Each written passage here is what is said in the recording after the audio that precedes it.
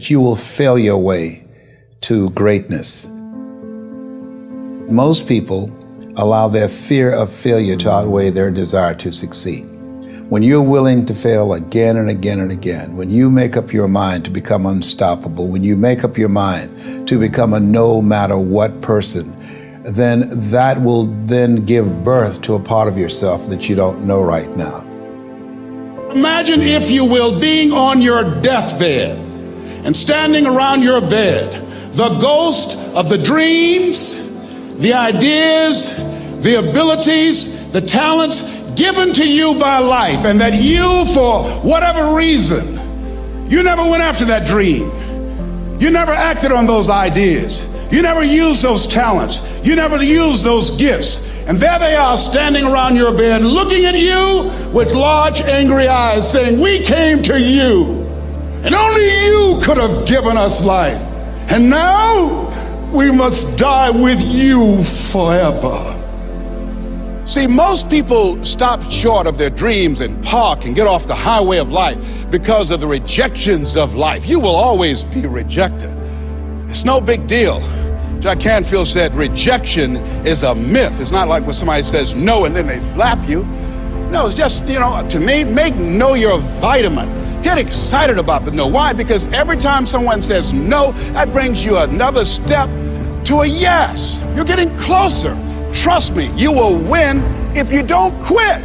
You will win if you don't quit. Even a broke clock is right twice a day. As you go through the challenges of life and you look at it and embrace whatever comes to you, don't run from it. Step toward it. Don't try and duck it like most people do. See, most people want it easy. See, easy come, easy what? Easy go. See, but when you go at what you're going to deal with and you deal with the difficulties of it, when you handle those hard things close at hand, making those hard decisions right now that you don't want to make, learning those things that you don't like to do, but you know that in order for you to get where you want to go, this is one of the hoops that you have to flip through. And I'm saying to you, whatever you got to do it, because if you don't, life is going to whoop you until you surrender. You have something that you brought to the universe, and that if you decide that my life deserves my developing this, what I do well, and becoming the best at it, and mastering myself, and seeing what I have within me, if you decide to drop your buckets where you are and develop your gifts, I grant you, you'll never ever be without.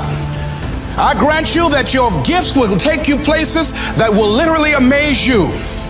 I grant you that if you begin to work to develop your gifts, you'll develop a strong sense of happiness. You'll get a larger vision of yourself, because part of beginning to get a larger vision of yourself, all of us need some area of our lives where we can have a feeling of competence. That people know when they think about this area, that's something you do. That you eat and sleep that. And that you do that. You do that. Changing is not easy. That changing your life, changing habits, reinventing yourself, picking yourself up after life has knocked you flat on your back. I've got to say, when life knocked you down, try and land on your back, because if you could look up, you could get up. Well, that sounds cute, but that's not easy. When I was diagnosed with prostate cancer 17 years ago, that first time that happened, I said, hey, I can handle this. Then when it came back a year later, last year, 17 years later, and this time it metastasized to 7 areas of my body and ate 40% of my T1 vertebrae. Now the stakes are higher. Is this life saying, okay, Mr. Motivator, you beat cancer the first time. What you gonna do now? I started laughing. When the doctor told me, he said, why are you laughing? Are you in denial? I said, no.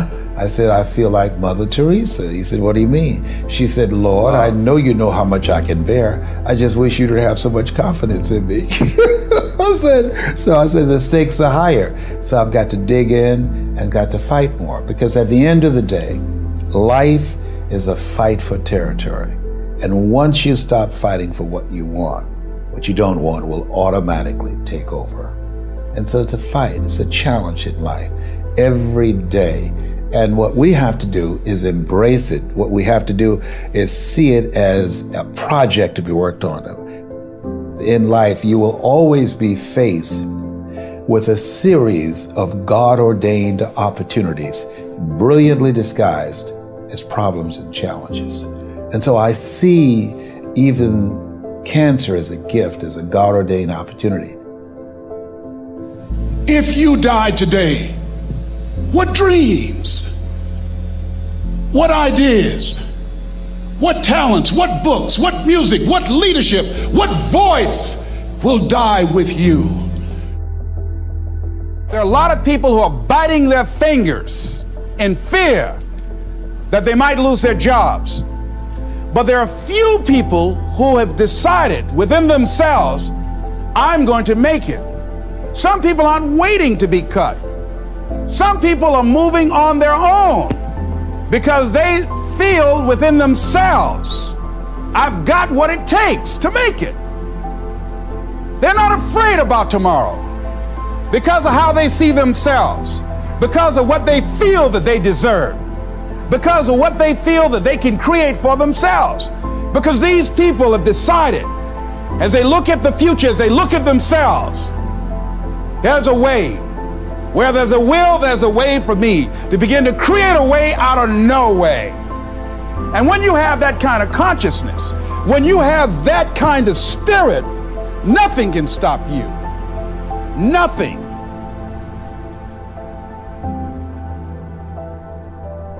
There's no secret to success. There's a system to success. And no matter what organization you become a part of, the system works if you work it. If you don't work it, it won't work. But it works if you work it. And that's one 4-letter word that most people don't like. They're not willing to work. There are winners, and there are losers, and there are people who have not discovered how to win. And all they need is some coaching. All they need is some help and assistance, just a little support.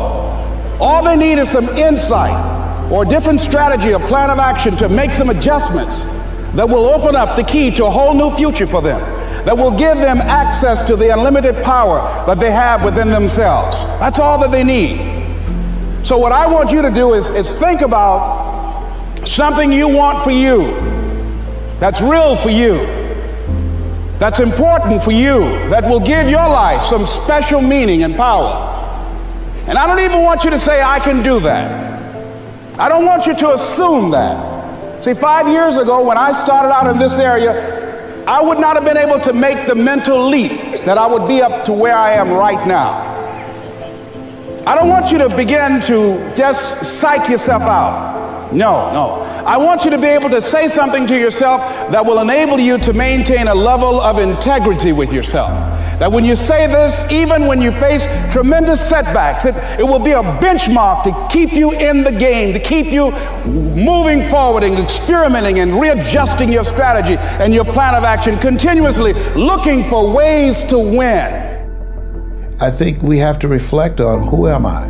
Why am I here? What drives me? If I died today, what 3 words would I want said about me if I died today? You know, what is it that defines me? You know, and how do I define myself? So I went to the next mode necessary to start talking to people and seeking and asking for what I wanted and leveraging relationships and trying to find out, how do the people do it that went ahead of me? How do they do it? And then what is it I need to do?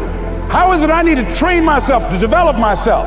What's the resources that will be required in order to make it happen? And as I start seeking out and asking questions, I started running into people who said, I know someone who can help you do that. And they helped me get connected with those people. Remember, we have so much energy that can take us so far. It's necessary that you hook up with some other energy that can take you to the next level. I hooked up with them. They said, let's go. I said, away we go.